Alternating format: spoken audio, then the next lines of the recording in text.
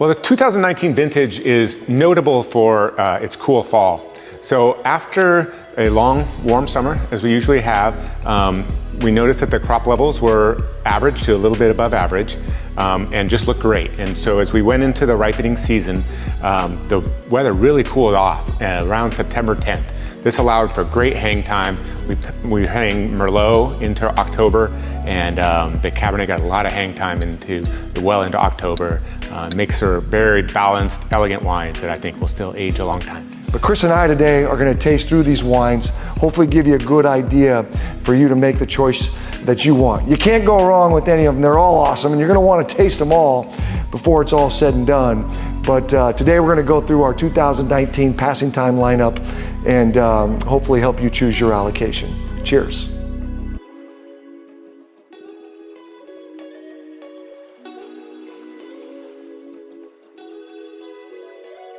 The Horse Heaven Hills Cabernet. I mean, that's where it all started. It's the one that kind of put us on the map in 2012, and here it is already 2019. It's amazing how fast time goes by when you're having fun.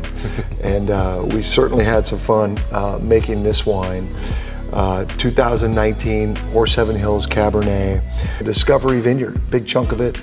20% or so from the benches, and then a little bit of Shampoo Cabernet as well. 10% Shampoo Merlot, 5% Shampoo Cab Franc. Iconic vineyards, iconic wine. Tell us about the 2019 Horse Heaven Hills Cab. Yeah, 2019 had that kind of cool ripening season. So September and October cooled off, and so I don't think we picked anything until the second week of October almost, or maybe the first week of October. Discovery Vineyard, relatively new, just planted in 2005, and has kind of become one of the stalwarts of the Horse Heaven Hills appellation. Milo May just does an incredible job out there. His Cabernet is noted every year for its inky dark color and kind of really dark fruits, kind of a lot of blackberry and that kind of note, blackberry and herb. And then with the addition of the Benches Vineyard, we have a really dense core of fruit there that's featured in our 1311 wine. But here, it just brings extra color, extra concentration to the mid-palate. Starting in 2018, we got the Shampoo Merlot. And that stuff is just outstanding. It hangs on the vine a long time. We pick it in October. It's the last Merlot we pick every year. And it just has great depth, color, complexity. What at 10% does it do to this wine? Well, what it does is it's not enough to where it says, oh, I taste Merlot in there. It's more like it just is a difference in the texture. So whenever we're finishing up blending trials or trying to decide which barrels are going to go into the Horse Heaven, it's just the exact balance it brings and the texture, which can, at 7% or 13%, would be much different. And then, we've gone anywhere from 8 to maybe 12% on Merlot on this wine over the years. And it just kind of softens the finish a little bit, so it's not so much of that tannin. And then a little bit of Cab Franc from Shampoo 2, which is a outstanding site for Cabernet Franc. It just adds a little bit to the nose. It's almost at that level, you almost can't tell what it does, but when you put two side by side, one with and one without, it's obvious that, right a little bit can really help you. Yeah, you talked about red fruits on Red Mountain, darker fruits with the Walla Walla Cab. What are you getting here when you taste this Horse Heaven Hills? Here, I think you're really just getting the, kind of in a way, the essence of Washington Cabernet. Kind of black currants, dark plum, kind of blue fruits, I guess you could say, like blueberry, black currant, and definitely some kind of fresh herb notes, like almost fresh, lavender, almost too. matte lavender, mint, and thyme, and that kind of thing. Very delicious. And what also notable in the Horse Heaven Hills is that texture, kind of that. We used to say about Shampoo, blueberries and cream. Because it has this creamy texture, and that's very unique to the Horse Heaven Hills appellation. Yeah, and then those fresh herbs, I think those are coming from that benches site. Mm-hmm. You know, you taste our 1311, it's just kind of that old world quintessential Cabernet herb.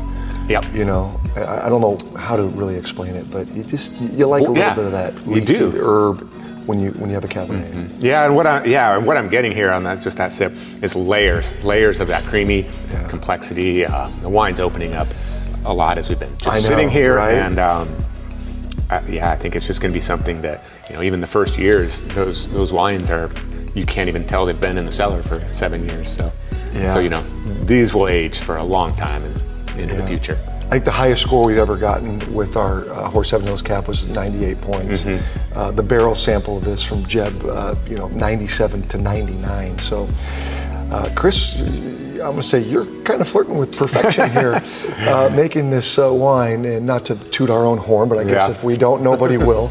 But I mean, this has to rank up there with one of the best wines you've ever made. Absolutely, yeah. I'm just super pleased that it has that concentration and depth, but it's kind of light on its feet. It still has some elegance, and so I think it's deceptive at points, because then if you're not paying attention and you're just enjoying it, talking with someone, but then you're like, wait a minute, what am I having here? No, I've had that same experience just sipping on it here too. It's a special wine. It's certainly one that you're going to want to add to your cellar and enjoy for years to come. 2019 Passing Time Walla Walla Cab. We're so fortunate to source fruit from arguably the two most famous sites in Walla Walla, Pepper Bridge and Seven Hills. And you've really dialed this wine in. It's 100% cab. And we've tried other varietals to try to maybe, but it seems like the last three vintages has been 100% cab from two amazing sites. Talk to us a little bit about the Walla Walla Cab here. Yeah, this has definitely evolved. You know, I think we've tried a little Merlot in there, or we've tried a little Petit Verdot in there, and it's excellent. It turns out so nice, but there's just no beating 100% cab, maybe just because of these sites. And we talk about two vineyards, but it's actually 3 blocks, the site, and the 2 blocks at Seven Hills Vineyard are very different from each other. One is kind of more, it's towards the top of the vineyard, high elevation. It's a little lighter in color, a little softer, which is needed because the other block is super dark, concentrated. And then from Pepper Bridge, we get that block planted in 1996. And it is a beast. It is dense, dark, very tannic, and kind of forms the basis of this wine. And then we put this kind of the Seven Hills, kind of think of it as putting it around there to protect us from that wine a little bit, and just finding that balance between the two to get a really just complete and balanced wine. Yeah, it's a delicious wine, and the Walla Walla too. I mean, it's the destination appellation. That community's done an amazing job just with all the wineries, all the neat new restaurants, and but Walla Walla Cab, it too is very different than the other appellations, and that's what we want here. We wouldn't make these wines from these different places if they all tasted the same. Yeah. But what is unique to Walla Walla when you taste this wine? Yeah, when I taste this wine, or just looking at it, I think it really excelled in 2019, and just smelling it and tasting it now. In Walla Walla, we're tending, at least with these vineyard sites that we're using, the Pepper Bridge especially features very dark fruits, black fruits, black currants and blueberries, and then just there's this great texture this year that's it's almost kind of creamy on the palate, or like a blueberry reduction, like almost a liqueur-like, and then the finish is just amazingly concentrated and long.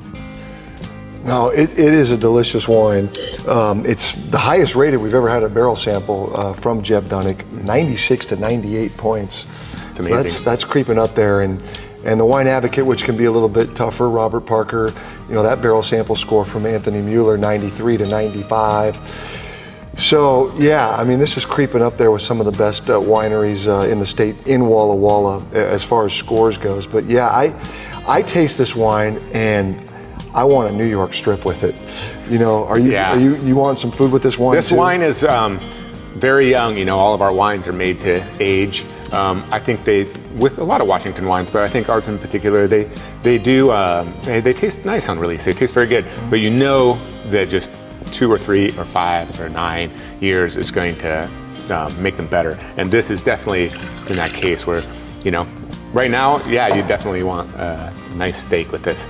But I think, you know, I wish we could all be tasting this together, because I just think this is a real eye-opening wine. The concentration when that hits your palate is just striking, I think.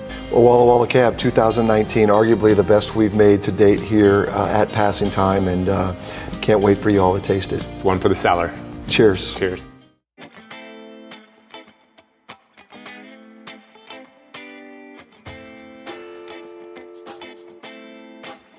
The 2019 Red Mountain Cab.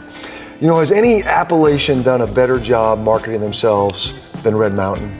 Yeah, it's certainly one of the highest sought after appellations, you know, very small, and now almost completely planted, it seems like, in the past 15 years. Clipson, Red Mountain Vineyard, and now Kiona for the first time coming into play here as well. What is it about Red Mountain that distinguishes itself from other appellations? Well, it's a lot of different things to add up to a really unique site. You know, you have almost the entire mountain is facing south and southwest. You get some of that great Washington, long days, sunshine, heat. You know, Cabernet just loves heat. Right. And you also have these, you know, moderately poor soils where the vine struggles, and you know, it has to dig down deep to get that water and nutrients, and I just think you get a lot more complexity too. Yeah, those grapes really struggle on that hillside. Lots of wind too. Absolutely. But and it's probably the hottest appellation in the state there too, or one of them. One of the top, yeah. Yeah, for sure. Yeah, one of the hottest appellations, and now it's one of the historic appellations. You know, planted in the early '70s originally with the Williams brothers, and Jim Holmes. And Jim Holmes. You know, and so there's just a lot of history there, and a lot of, you know, generational knowledge and experience about what really works up there. Yeah. Well, what's worked for us and for our club members is our Red Mountain Cab, and you know, it's one of these wines. It's the one we make the least of. There's only about 225 cases here in the 2019 vintage, unfortunately. But yeah, we're super excited about this wine. Let's see what we taste in the glass here. I mean, what are some of the flavor profiles you're getting here in this glass? Well, I'm definitely getting kind of that, you know, black raspberry, black cherry, you know, kind of red fruits, but on the darker end of red fruits. Definitely fresh herbs, which I really get commonly on Red Mountain. Well, there's just this unique terroir to Red Mountain. It's like you taste it like, oh, that's Red Mountain. What is that? I mean, how do I know this is Red Mountain every time I taste it? It's different than the other appellations in the state.